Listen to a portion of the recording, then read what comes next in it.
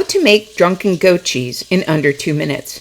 How do you go from this wonderful glass of goat milk to this wonderful drunken goat cheese? I meant drunken goat cheese.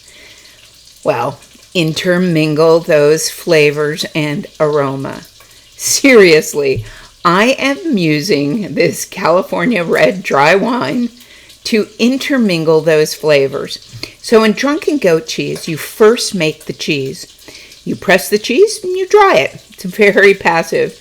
And then after 2 days or 3, depending if your cheese is dry enough, you marinate it or you ripen it or you, whatever you want to call, you put it into a wine bath, a dry red wine bath.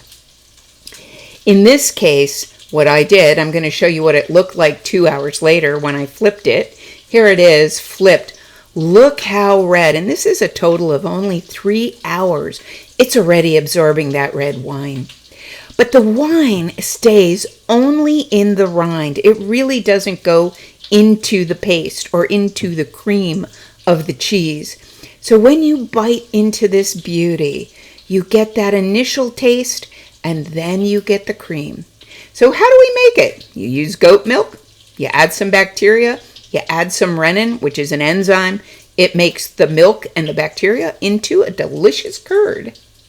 You then press that curd and then put it on the shelf, dry it for a couple of days, and soak it in the wine. Then you throw it here in this cheese cave for 4 to 6 weeks. And after that time, it's ready to eat. I hope you'll join me here at Joy of Cheese for the big taste reveal. Welcome to Drunken Goat.